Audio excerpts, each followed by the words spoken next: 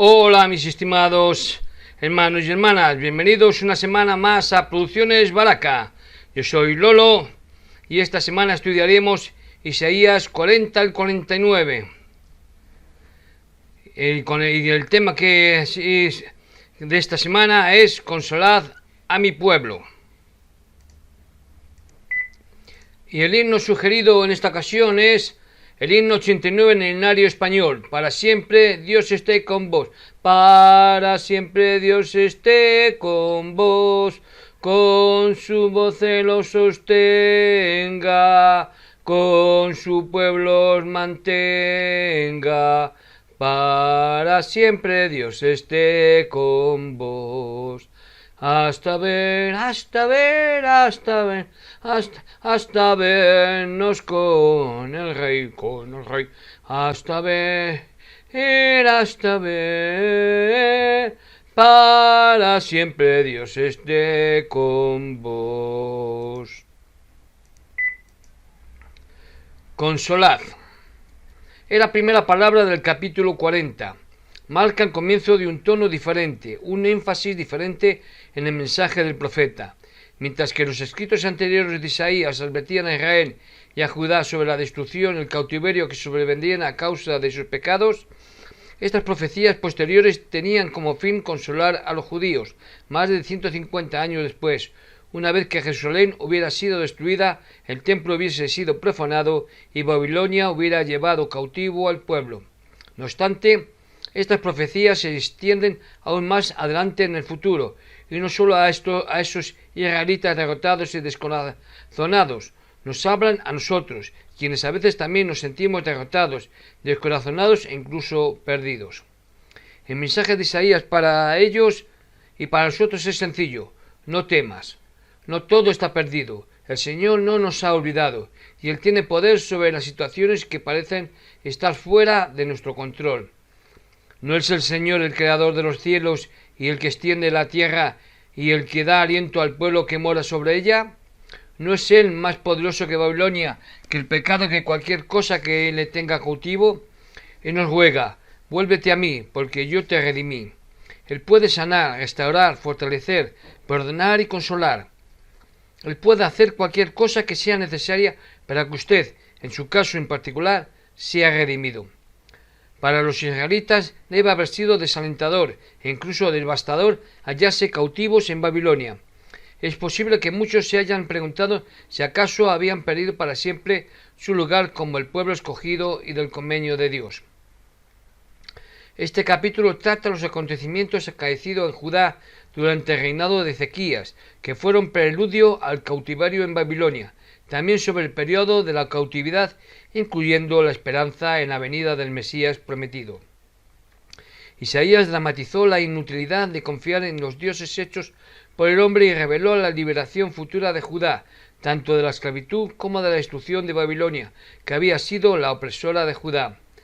Aunque algunos sostienen que Isaías 40 y los capítulos siguientes fueron escritos por diferentes eruditos, las escrituras modernas muestran que Isaías solamente pasó de un estilo en prosa a uno poético, pues estos últimos capítulos contienen palabras y expresiones típicas del profeta. Además, la revelación moderna atestigua que él es el autor de estos capítulos. En Isaías del capítulo del 40 al 47, Isaías cambió su estilo y empleó la poesía profética, como acabo de decir. Después de completar los capítulos históricos que preceden a esta sección, el profeta cambió su estilo, volviendo a un hermoso estilo poético para escribir todo lo que se incluye en esta lectura, con la breve excepción del capítulo 24, del versículo 9 al 20. La poesía hebrea difiere de la poesía escrita en nuestras lenguas modernas, principalmente porque recalca el paralelismo de ideas, en lugar del ritmo y la métrica. Su belleza y significado son maravillosos y agradables a la mente y al oído. Metámonos en faena. ¿Por qué Isaías dijo que habían terminado las guerras para Jerusalén? El mensaje de consuelo para Jerusalén de que su tiempo es ya cumplido, que su pecado es perdonado, claramente se refiere a los últimos días. Algunas versiones de la Biblia traducen este versículo diciendo que su tiempo de guerra está cumplido. Pero Judá debía pasar por el horno de la aflicción, de manera que el mensaje dado aquí se cumplirá después que la nación pase por el horno.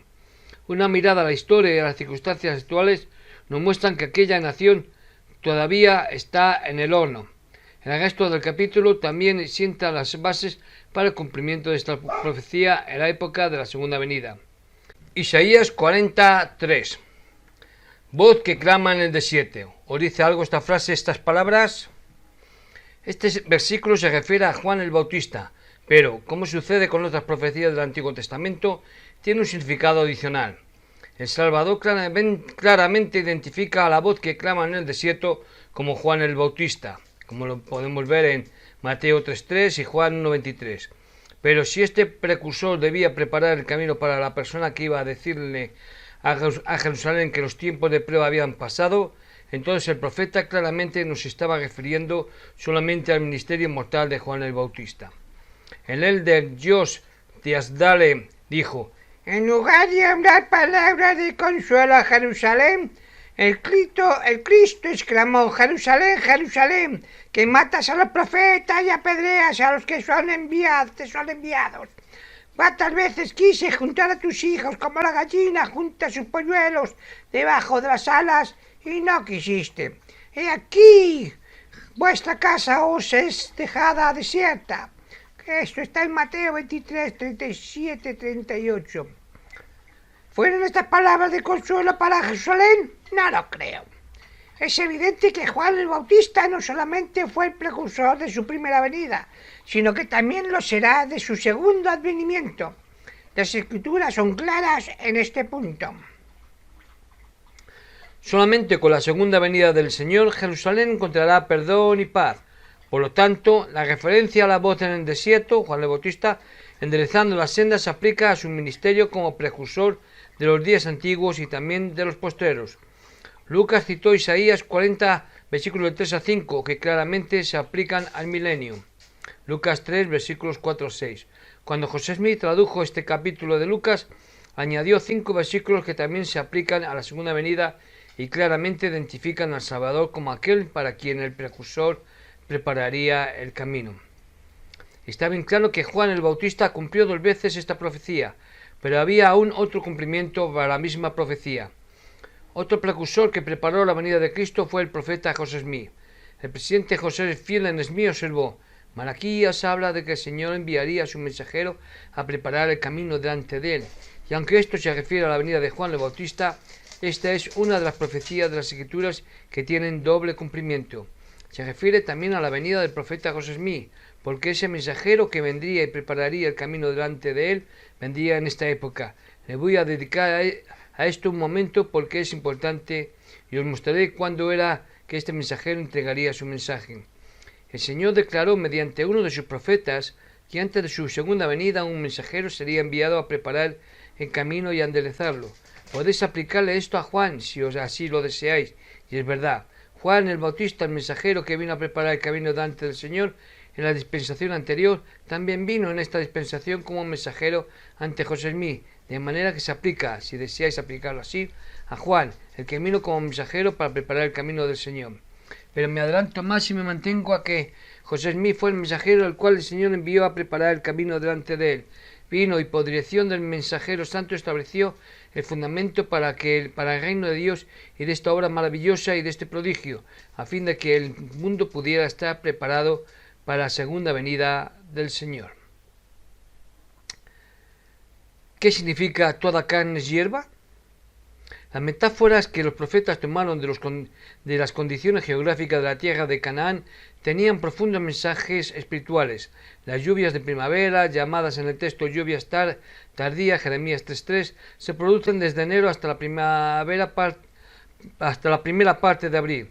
Durante estas lluvias la hierba brota en Israel como una alfombra espontánea y verde sobre los campos con tal abundancia y esplendor que parece que nunca fenecerá.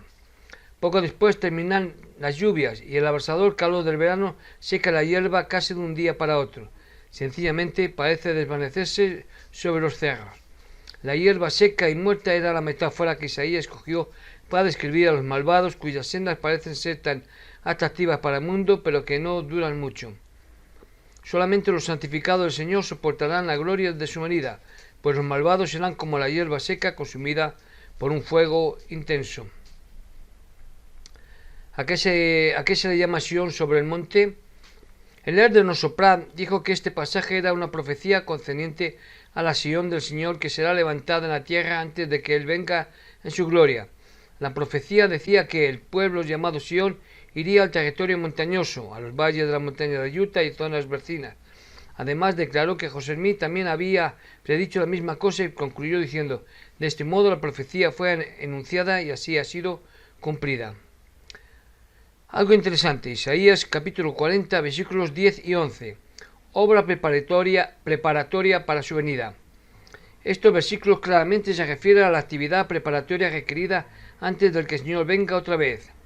El Elder Levi Edgar Young dijo: sinceramente, creo que estos días nos están acercando más y más a Dios.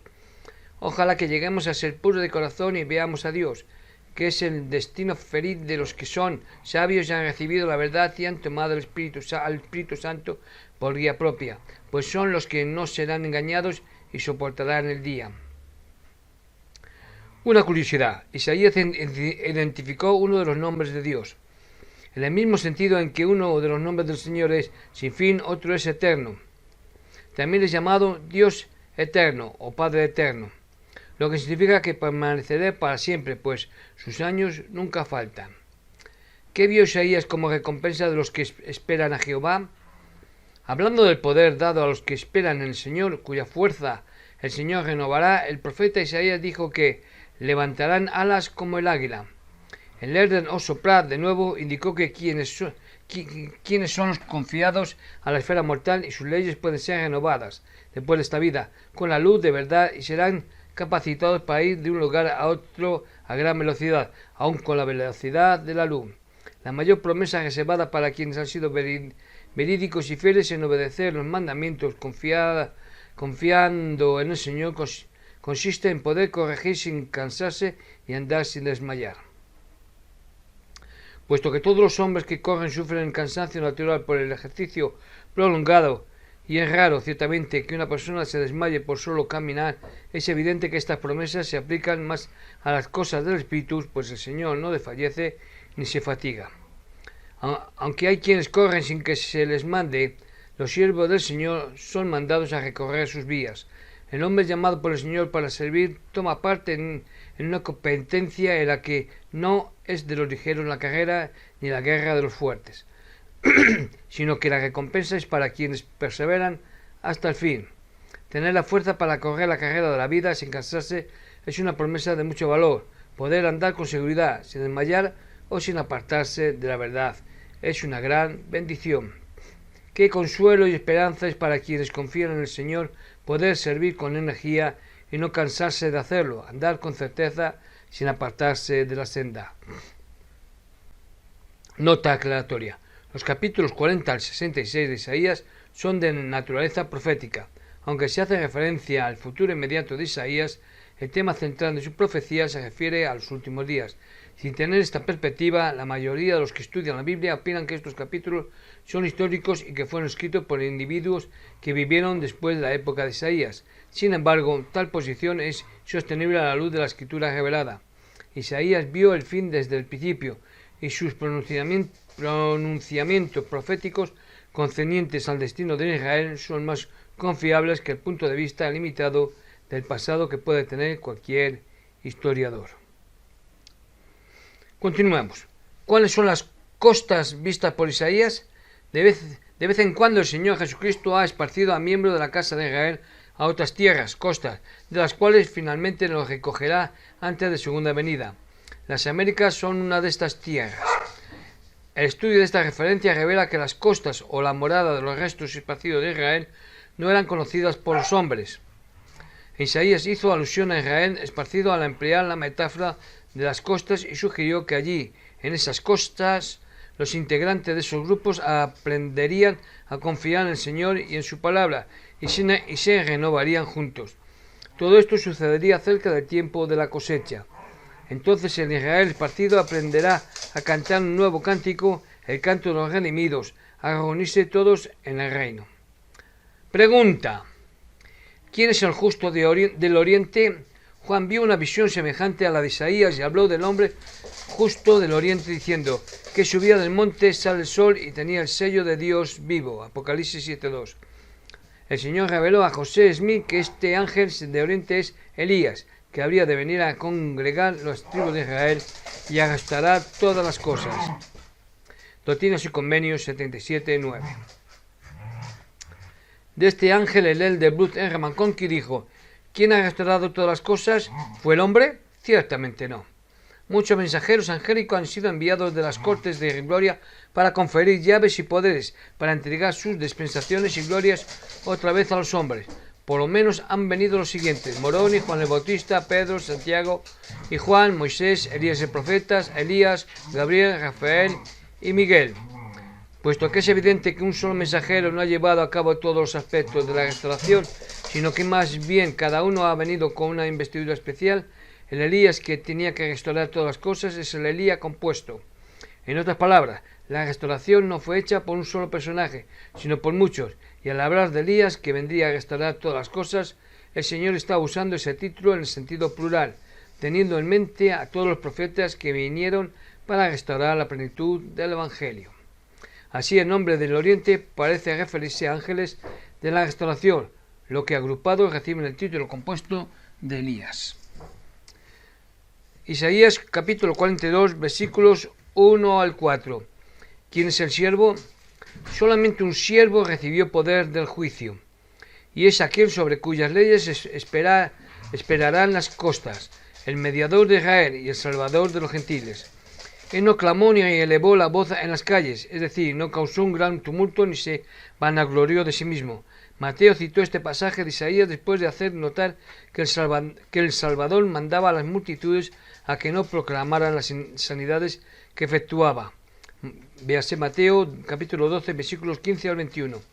Pues el suyo no era un reino terrenal en el que su voz y sus obras y maravillas tuvieran que ser proclamados públicamente, sino que era un reino celestial. Juan capítulo 18 versículos 33 al 37.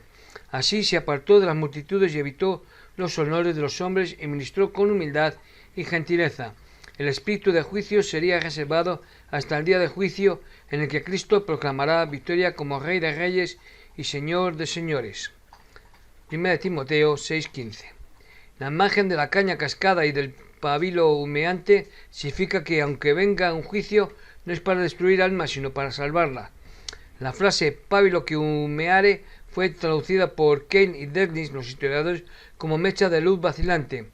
Ellos explicaron el empleo de esta frase en la forma siguiente: la declaración de que en un caso como este él no destruye o extingue completamente implica mucho más de lo que realmente se expresa. No solo no destruirá la vida que está acabándose, sino que en realidad la salvará. Su cometido no es destruir, sino salvar. La frase por medio de la verdad traerá justicia, que sigue inmediatamente a la referencia hecha a la caña y al pábilo, fue interpretada por estos mismos historiadores que tal conocimiento y reconocimiento de los hechos verdaderos en los complicados asuntos de la humanidad que fomentará tanto la igualdad como la bondad. ¿Quién es la luz que abre los ojos de los ciegos? El marco de referencia de Isaías cambia de la relación del Padre con su Hijo a la relación del Salvador con Israel, su pueblo, particularmente con aquellos que responderán positivamente a la invitación del Evangelio y serán dignos de cantar el cántico de los glorificados, vivos y difuntos. Cuando los hombres que son ciegos porque les falta la luz del Evangelio de Jesucristo llegan a aceptarlo, son como prisioneros que han sido liberados, ya sea que estén en el mundo de los espíritus o en el desierto de las peregrinaciones terrenales. El profeta José Smith hablaba del Cristo crucificado cuando dijo: entonces aquí tenemos un relato de la predicación de nuestro Salvador a los espíritus que estaban en prisión, a espíritus que habían estado encarcelados desde los días de Noé. ¿Y qué les predicó? ¿Que iban a permanecer allí? Ciertamente no. Que su propia declaración los testifique. En estas referencias es bien evidente que él no solamente fue a predicarles, sino a liberarlos, a sacarlos de la prisión. Así tenemos que Dios hará lo mismo con toda la familia humana, por igual, y que así como los que vivieron antes del diluvio tuvieron su día de visitación, así los individuos mencionados por Isaías tendrán su tiempo de visitación y liberación, después de haber estado muchos días en prisión. Todo se centra en el Salvador Jesucristo. Él es la luz del mundo y de los gentiles. Su mano está extendida para fortalecer, apoyar y proteger al pueblo del convenio, Israel. Pero eso no es todo. Todo individuo del pueblo del convenio viene a ser una luz para el mundo al alzar la luz del Salvador mediante el cumplimiento fiel de sus mandamientos. Algo importante. En Isaías capítulo 42, versículos del 9 al 16, es predicha la restauración del Evangelio en los últimos días. Isaías habló de la visión de la restauración del Evangelio en los últimos días, explicando que las verdades y las llaves de las épocas anteriores iban a ser restauradas. Además, observó la restauración de nuevas llaves en la dispensación del cumplimiento de los tiempos.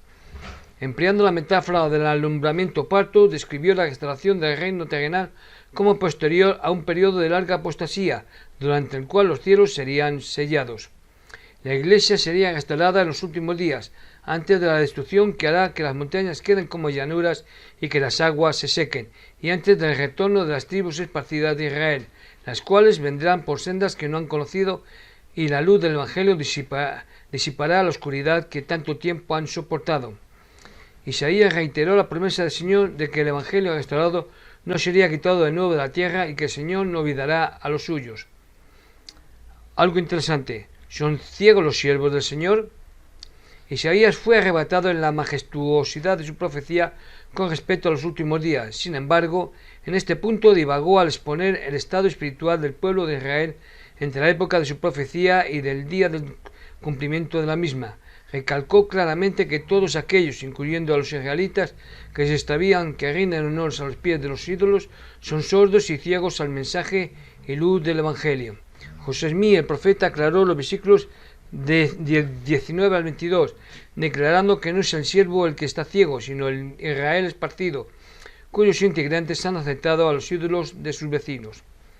En los capítulos 43 y 44, Isaías asegura al pueblo que Israel que solo el Señor tiene el control de todo y el poder para salvarlo, que Él es su Redentor y que borrará los pecados de la nación. Entonces, hablando proféticamente, pero en tiempo pasado, Isaías ya había visto el sacrificio redentor del Señor, aunque todavía no se había efectuado, declaró que la expiación se había llevado a cabo y que la redención de Israel dependía de su retorno a Él. El capítulo 45 revela cómo y mediante quién el Señor redimirá a Judá, un resto de Israel. El capítulo 46 deplora la existencia de los ídolos y declara que los ídolos mismos están en cautiverio.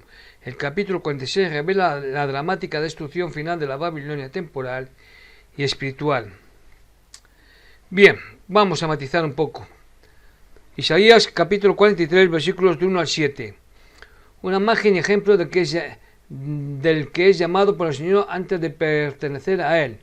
En estos versículos, al prometer Isaías la restauración final y la congregación de Israel, comparó a la nación con una persona que anda en un viaje peligroso en el cual hay amenaza de fuego y de inundación. La metáfora que se aplica tanto a los individuos como también a la casa de Israel en conjunto. El Señor llamó a la nación por nombre, pues Israel es el nombre dado mediante convenio y simboliza el hecho de que finalmente será preservada y le pertenecerá a Él. Luego prometió que cuando el pueblo encuentre peligros en su jornada de retorno, Él estará presente.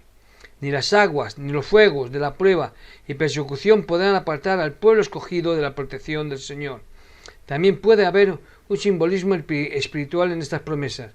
Cuando Israel escapó de Egipto, atravesó las aguas, es decir, el Mar Rojo, y fue dirigida bajo fuego, el pilar de fuego y humo. Pablo vio estos fenómenos como símbolos del bautismo de agua y del Espíritu Santo. Primera de Corintios 10, versículos 1 al 4. En estos versículos Isaías mostró el recogimiento de Israel. Somos recogidos en el redil mediante el bautismo. Así el simbolismo tiene significado tanto espiritual como temporal. Isaías empleó los puntos cardinales para representar a las naciones del mundo entre las que Israel está dispersa y de las cuales será congregada. El recogimiento prometido debe ser efectuado en los últimos días por la Iglesia de Jesucristo de los Santos de los últimos días. El Señor mandó a la nación al cautiverio en Babilonia por una sabia razón. Es probable que el cautiverio haya tenido un doble propósito, el de humillar a la nación orgullosa y malvada que era Israel, y el de tener una razón indiscutible para destruir a Babilonia pero, y mostrar al mundo que está atractiva, hija de los caldeos, era un triste ejemplo para emular, pues dejaría de existir. Y con toda seguridad ocurriría así como la destrucción de los egipcios en el día de Moisés, hecho que ya se había vuelto legendario. Después de rememorar la destrucción de los egipcios en días anteriores y de predecir la destrucción de Babilonia en su propio futuro, Isaías dirigió la atención del lector a otro asunto al decir: no os acordéis de las cosas pasadas, y dijo que iba a hablar de una cosa nueva. Así, al proyectar su mente hacia otra visión profética, Isaías habló de una época milagrosa en la que la destrucción se invertiría, el desierto florecería como la rosa, en contraste con la flor de Babilonia que se tornaría en desierto. En un discurso dado en conferencia, el elder Legrand Richard describió el cumplimiento literal de estas palabras de Isaías. Isaías dijo: he aquí yo hago esa cosa nueva, y para mi entendimiento esa cosa nueva era el gran principio de riesgo. Cierto es que los santos tuvieron que hacer los canales y las zanjas y que tuvieron que levantar las presas, pero la tierra hubiera permanecido árida si el Señor no hubiera puesto en la mente de ellos la inspiración para hacerlo, y eso es lo que Isaías vio que el Señor haría. Si queréis ver los ríos en el desierto, id al territorio del estado de Idaho y ver los grandes canales que salen del río Snake. Son más grandes que muchos de los ríos de la nación. De manera que cuando vosotros recojáis vuestras cosechas en el día de la recolección, recordad que fue el Señor Dios de Israel quien hizo esta cosa nueva en este gran yermo para hacerlo prosperar como una rosa y para que fuera una tierra que atrajera la atención de todo el mundo. Después de su interludio profético, Isaías volvió al Israel histórico, recordándole una vez más en el versículo 25 de un pendón futuro, un rayo de esperanza de cosas mejores que habían de venir. Curiosidad: Isaías comenzó el capítulo 44 con el mismo espíritu con que empezó el capítulo 43, haciendo que Israel recordara que era el pueblo del pacto del Señor. Jacob era el padre de Israel. El Señor renovó con Jacob el convenio que había hecho con Abraham, cambiando el nombre de Jacob a Israel, por causa de su gratitud. Es justo entonces que el Señor llamara a este siervo fiel con el nombre Jesurún, que en hebreo significa recto o justo. Con gran ironía, Isaías destacó lo ilógico que es que los hombres trabajen la madera y los metales, los empleen para combustible y otros fines mundanos, y luego con los mismos materiales hagan ídolos y esperen que estos ejerzan grandes poderes y respondan a sus oraciones. Tal idolatría precipita en el hombre un corazón engañoso, el cual lo desvía, o en otras palabras, tiene tal efecto negativo que le hace perder el alma. Aunque este principio es verdadero y claro para quien está alerta a las cosas espirituales, el idólatra no puede reconocer ni admitir que haya mentira en su mano derecha. Esta frase trágica refleja las deplorables consecuencias para el que vive en la mentira, puesto que la mano derecha es la mano del convenio. Esta frase implica que quien continúa buscando tesoros o adorando a dioses falsos es ciego a la verdad y no puede reconocer que sus convenios han sido quebrantados y se tornan en mentiras con lo que condenarán en el último día. En la época en que Isaías profetizó, Babilonia todavía no había logrado su poderío, y más de 100 años pasaría antes de que Babilonia llevara el cautiverio a Judá. Pero por supuesto, el calendario en ninguna forma afecta a la visión de un profeta. Después de anotar numerosas profecías de la inminente destrucción de Judá y de su caída ante Babilonia, Isaías reveló que según el plan del Señor, los de Judá serían restaurados otra vez a su tierra durante el mandato del rey llamado Ciro. En ese momento Isaías dio su nombre, a pesar de que Ciro todavía estaba en la persistencia. Numerosos comentaristas niegan que Isaías se hubiera visto con tanta anticipación a Ciro y tan claramente como para poder mencionarlo por su nombre. Sostiene entonces que esta parte de Isaías fue escrita por otra persona durante el exilio y después que Ciro hubo prestado ayuda a Israel. En otras palabras, después de haberse producido los hechos. Sin embargo, es de gran interés saber que el historiador judío Josefo aceptó las palabras de Isaías y aún cita cartas de Ciro confirmando las predicciones del profeta. Parte del relato de Josefo se cita a continuación. Dios tocó la mente de Ciro y lo hizo escribir esta carta a toda Asiria. Así dice Ciro, el rey, puesto que Dios Todopoderoso me ha llamado por rey de los habitantes de la tierra, Creo que Él es ese Dios que adora la nación de los israelitas, pues ciertamente Él predijo mi nombre a través de los profetas, y dijo que yo le edificaría una casa en Jerusalén, en el territorio de Judea. Esto fue reconocido por Ciro al leer el libro de Isaías, dejó con su profecía, pues este profeta dijo que Dios le había hablado en una visión secreta. Es mi voluntad que Ciro, a quien he llamado por rey sobre muchas grandes naciones, envíe a mi pueblo de nuevo a su propia tierra y edifique mi templo. Esto fue predicho por Isaías 140 años antes de que el templo fuera derribado. Por consiguiente, cuando Ciro leyó esto y admiró el poder divino, le sobrecogió un profundo deseo y ambición de cumplir lo que así estaba escrito, de forma que llamó a los más eminentes judíos que había en Babilonia y les dijo que les daba permiso para volver a su propia tierra y reconstruir su ciudad Jerusalén y el templo de Dios, pues él les ayudaría y escribiría a los mandatarios y gobernantes que estaban en las regiones inmediatas a Judá, para que contribuyeran con oro y plata para la construcción del templo y, además, para que proporcionaran animales para sus sacrificios. Pregunta: ¿cómo pudo Ciro, un rey persa, ser llamado ungido del Señor? Alfred Martin, en su obra sobre Isaías, dio una respuesta excelente a esta pregunta. Ciro es el único rey de los gentiles que es llamado ungido de Dios. Como esta es la traducción del vocablo hebreo Mesías, Ciro es en un sentido un emblema o símbolo del ungido, el Señor Jesucristo. El simbolismo muchas veces es mal entendido o se hace abuso de él. Un emblema es un símbolo profético, ordenado divinamente, usualmente de Cristo. Cuando un individuo o una cosa es catalogada como símbolo, esa calificación no altera su significado literal, ni niega su realidad histórica. Ciro era un rey persa y no tenemos evidencia de que realmente conociera a Dios, aun cuando la religión persa estaba libre relativamente de las abominables idolatrías babilónicas. Por consiguiente, cuando se afirma que Ciro es un símbolo de Cristo, no se dice que fuera semejante al Señor Jesucristo en todo sentido. El único parecido que se intenta destacar radica en el hecho de que Ciro era el ungido que liberó al pueblo de Israel de su cautiverio. Como tal, simboliza al ungido mayor que salva a su pueblo de los pecados que comete.